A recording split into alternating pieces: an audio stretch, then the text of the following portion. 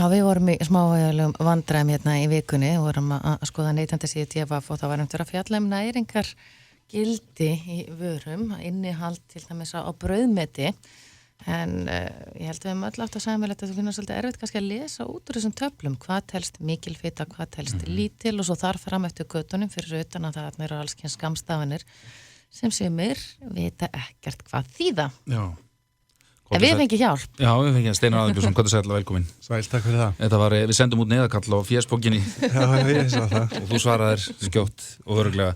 Það nú ekki nema vona að fólk ruglist í þessu aðeins. En það sem var að vefjast fyrir okkur líka sko, hversu mikið mikið af hinu og þessu? Já, það fer náttúrulega bara eftir einstaklingnum. Eins og ef við tökum hérna típiska einstakling þá þarf konan svona cirka 2000 hitaeiningar á dag.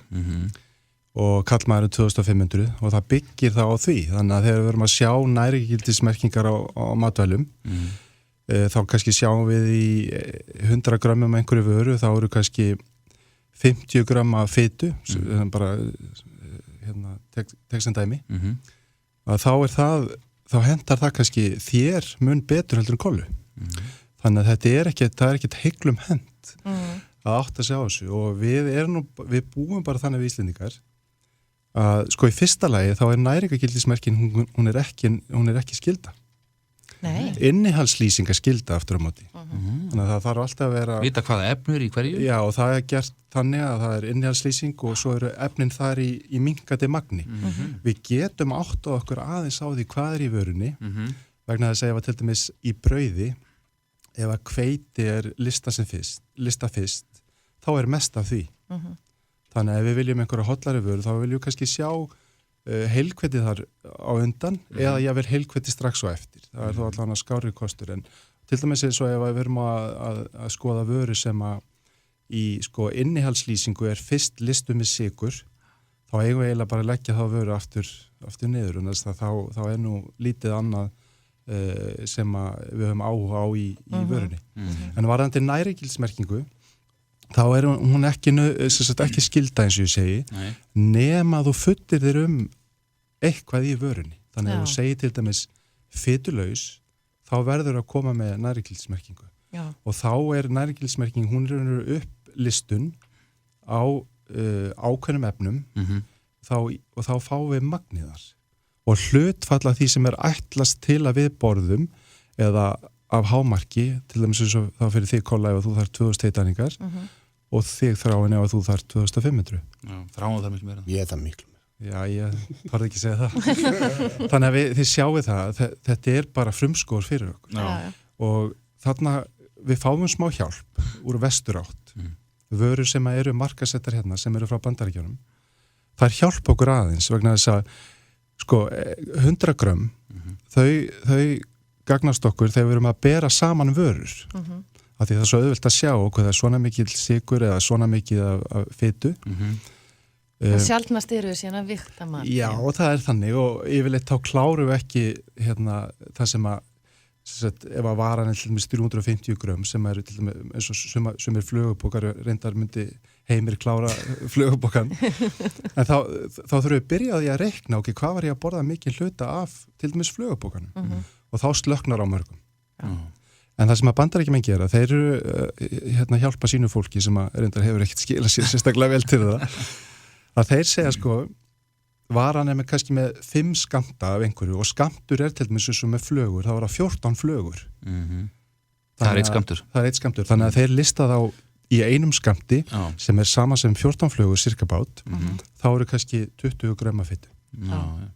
Og þá það að því að nú ég að fara út í útreikning og ég trúi ekki að þetta sé staðan sem á Íslandi fyrir okkur, við þurfum að reikna en þá til dæmis 20 grömm af fitu að þá það 180 hitaeiningar og ef einstaklingunum það 2000 hitaeiningar á dag þá eru þessi grömm af fitu orðið cirka 10%.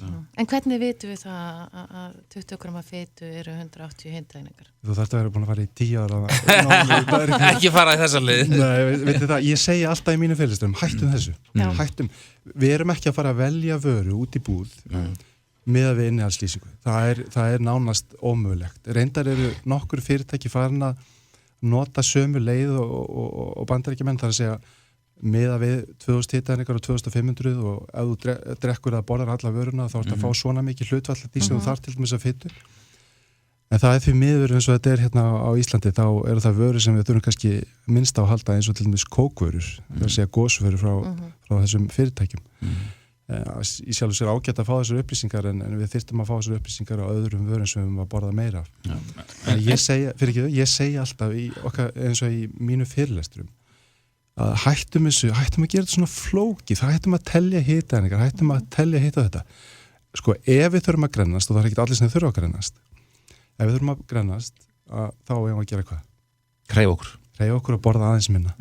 Og hafið þið heyrt hérna minni diska hreyfinguna, the small plate movement. Nei. Hún gengur út á það að minnka diskana hjá okkur, sem við notum til þess að borða af og auðvitað er náttúrulega ekki alla máltíðir sem er borðað af diskum.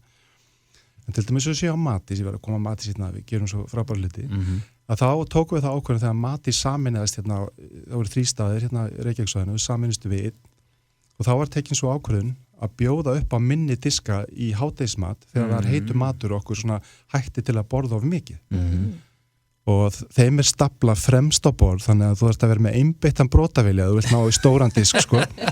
En flestir eru að taka litla diska og þetta bara skiptir máli. Og skila sér greiðlega. Algjörlega, hefur ekki séð hvað við erum Ég þarf að kíkja betur á þetta. Og svo er ég með aðra svona að því við erum sko, það er eiginlega engin leið að nota þessar merkingar til þess að hjálpa sér. Jú, það er gott að nota þetta til þess að bera saman matvæli en þegar það kemur að því síðan að setja ofan í okkur þá er þetta bara mjög erfitt og þá er mitt að gera nota minni diska og svo er önnur leið sem ég hef verið að nota sem hefur hentað fólki mjög vel. Það er að nota lóastærðina. Þá er ég með ákveðna lóastærð út af því að ég er með ákveðna stærðaskrokk. Og hérna, sá matur sem kemst í lóan, þá erum við að tala um millimáltíðir hér. Já. Það hendar mér. Þannig að þú, Kolla, þú ert með minni lóa en ég og þú ert smarri einstaklingur. Ég veit ekki hvað ég segi þig. Heimur og stórar hendur. Þá er þetta magnirinn af mat í millimáltíð sem ætti að henda. Ég sé alveg glampa í augunum á þér núna, Kolla, þú hugsar... Ég finnst ég að fá full lítið að borða það. Já, en þú hugsaði rauglega, herri, ég get bara, ég geti fullt af súkkulaði. Já, en hérna að tala um eins og sagði ekki súkkulaði. Við erum að tala um millimáltíð. Já, þetta er millimáltíð, sko. Þetta er alltaf lagi í stóru máltíð. Og við erum ekki að tala um súkkulaði. Þú veist, við sjáum til dæmis svo ávöxtur myndi passa þarna. Já, einmitt. En svo er þetta sem stendur stundu sko, svo mikið fita, svo mikið kolvetni, þar af sigur og ómettuð fita og hvað sem þetta heitir. Já. Þetta held ég að fólk átti sig ekki. Já, og þetta K-jóð, K-kal. Já, K-jóð er kílósjúl, það er bara eining til að gefa til kynna hitaeiningar og kílókal eru kaloríur sem er önnur eining. Er þetta ekki að spáði þetta, Kolla? Nei, er þetta líka eitthvað sem við bara erum að horfa fram hjá? Sko, auðvitað náttúrulega... Svona fyrir þá sem er ekki flugmenntaðir í þessu? Já, fyrir svona flesta sem eru bara að reyna átt að sjá því hvað er eiga að borða mikið.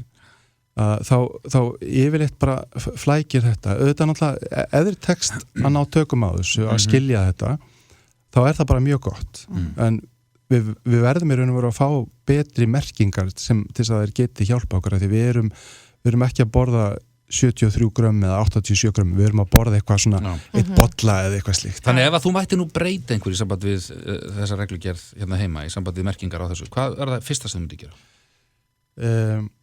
Það fyrsta sem ég myndi gera er að láta allar næringargildismerkingar vera skyldu, að það sé skylda að gera það vegna þess að pæla þess í þessu. Það er líka ákveðið aðhald fyrir þessi fyrirtæki. Algjörlega, en sko ef að það er fullyrt vöruna, til dæmis sem hún sé fitulaus eða fituskert eða eitthvað slíkt, þá þarf að merkja hana með næringargildismerkingu.